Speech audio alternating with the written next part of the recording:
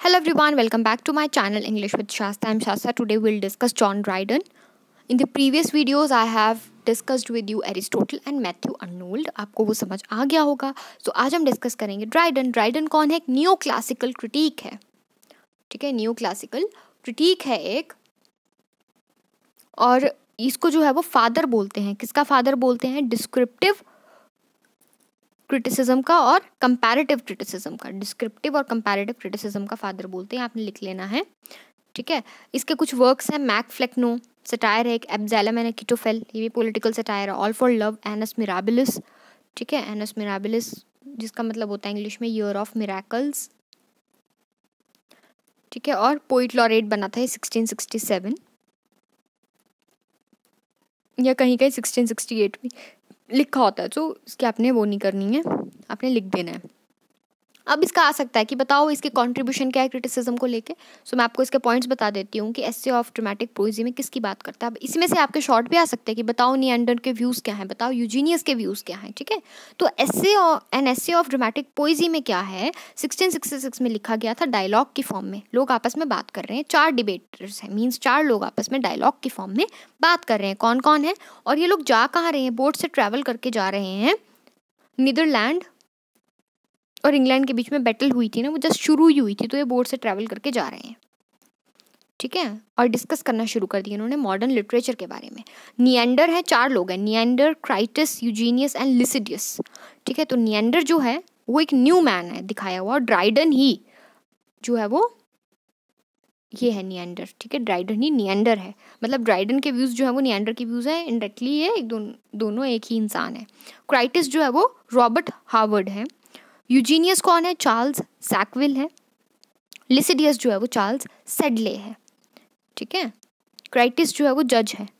ऐसा भी आ सकता है कि बताओ क्राइटिस के व्यूज़ क्या हैं, बताओ यूजीनियस के व्यूज़ क्या हैं, कंपेयर करो दोनों को. किसने, ये आ सकता है कि क्लासिकल ड्रामा को फेवर किया था, किसने इंग्लिश को किया था. तो ये आपको यहीं से अभी पता लगेगा, मैं आपको बताऊंगी. क्राइटिस क्या है? सबसे पहले आपको क्राइटिस पे भी क्वेश्चन आ सकता है. लिखा है ना मैंने 4 कैरेक्टर पे क्वेश्चन, दिख नहीं रहा होगा सॉरी आपको, ये 4 कैरेक्टर पे क्वेश्चन. ठीक है, क्राइटिस क्या बोलता है? क्राइटिस क्लासिकल ड्रामा को फेवर करता है, मींस एरिस्टोटल, प्लेटो वगैरह को ये फेवर करता है और बोलता है लाइफ की इमिटेशन करो, मैन की इमिटेशन करो.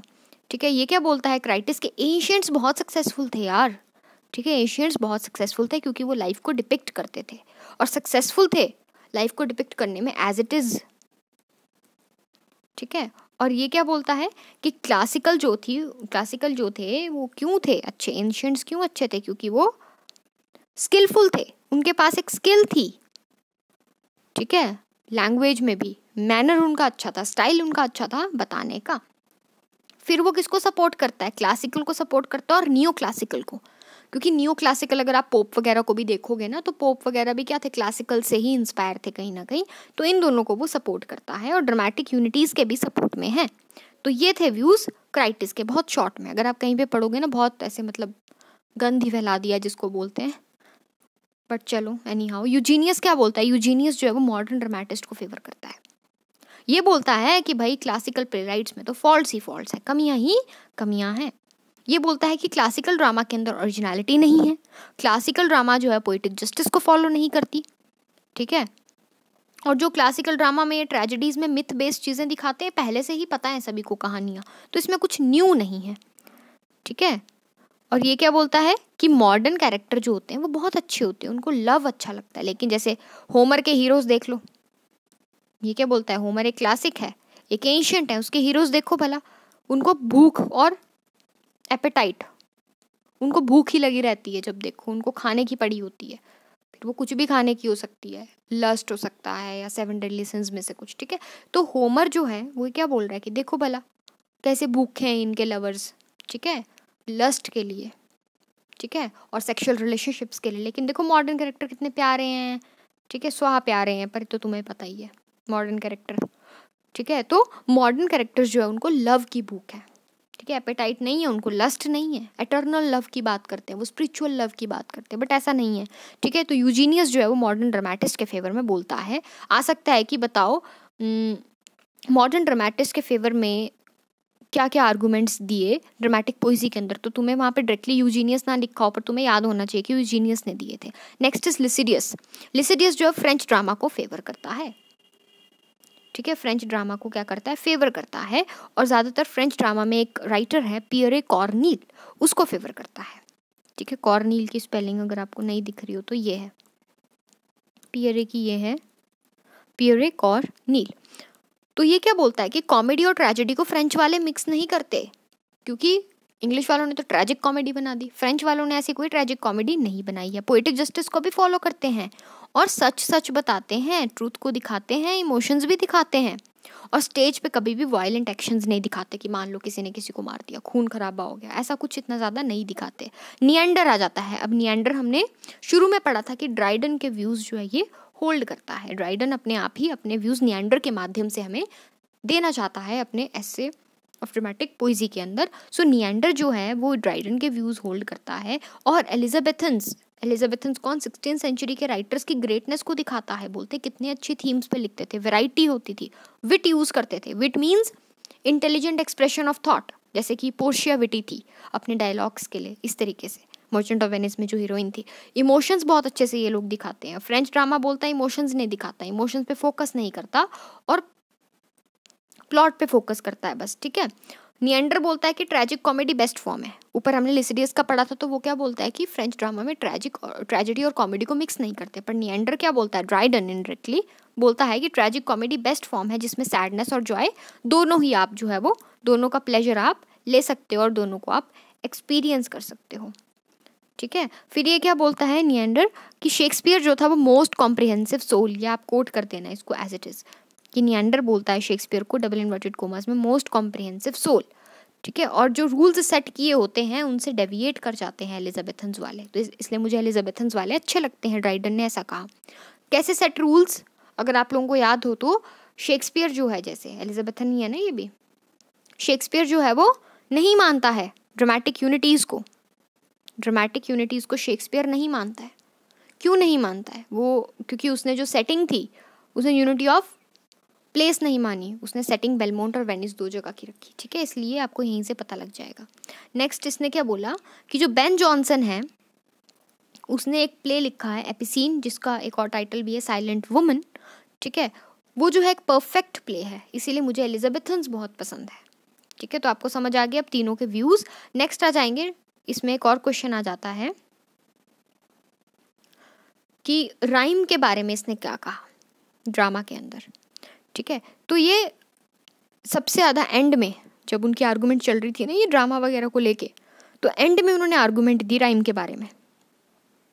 और ये राइम के आर्गूमेंट किसके बीच में हुई है? क्राइटिस और निएंडर के बीच में। क्राइटिस बोलता है कि ब्लैंक वर्स बड़ा अच्छा होता है ड्रामा के लिए। ब्लैंक वर्स क्या होता है? ब्लैंक वर्स होता है ना राइम पर रिदम होती है, राइम नहीं होती रिदम होती है, वो होता है ब्लैंक वर्स, ठीक है। तो ये बोलता है ब्लैंक वर्स बहुत अच्छा है ड्रामा के लिए। निएंडर बोलता है नहीं जी, राइम अच्छी है, क्योंकि राइम से आप क्लैरिटी को पा सकते हैं, आप अच्छे से डिस्क्राइब कर सकते हैं चीज़ों को, और कॉमेडीज हो सकती हैं चल ब्लैंक वर्स में, लेकिन ट्रेजेडी जो है वो राइम में ही होगी, ब्लैंक वर्स में नहीं होगी। कॉमेडीज हो सकती है ब्लैंक वर्स में, लेकिन क्राइटिस क्या बोल रहा था? बोलता है ब्लैंक वर्स ही अच्छा है ड्रामा के लिए, कॉमेडी के लिए भी ट्रेजेडी के लिए भी, सॉरी, ठीक है। लेकिन निएंडर क्या बोलता है? कॉमेडी के लिए ब्लैंक वर्स अच्छा है, लेकिन ट्रेजेडीज जो है वो राइम्ड ही होनी चाहिए, ठीक है। तो इसीलिए फिर जब वो ये सब बातें कर रहे होते हैं, राइम के बारे में डिस्कशन कर रहे होते हैं, मैंने बताया ना लास्ट, तो ये अपनी डेस्टिनेशन पर पहुंच जाते हैं। इसीलिए इस आर्गूमेंट और डिस्कशन का यहीं ख़त्म हो जाता है बिना कंक्लूजन के, ठीक है। अब ड्राइडन के आर्गूमेंट्स फोर फोल्ड, ये क्वेश्चन आ जाता है कि ड्राइडन के आर्गूमेंट्स जो हैं वो फोर फोल्ड हैं। कैसे हैं फोर फोल्ड? तो इसके लिए 4 पॉइंट्स हैं। ये क्या बोलता है? ये सिर्फ इंग्लिश ड्रामेटिस्ट को ही अच्छा मान रहा है, उनकी एज को ही अच्छा मान रहा है, उनको रिप्रेजेंट कर रहा है, ठीक है। इंडिविजुअल एबिलिटी, ये बोल रहा है इंडिविजुअल एबिलिटी इंपॉर्टेंट है, क्योंकि शेक्सपियर ड्रामेटिक यूनिटीज़ के बिना चलता है, मैंने आपको अभी बताया।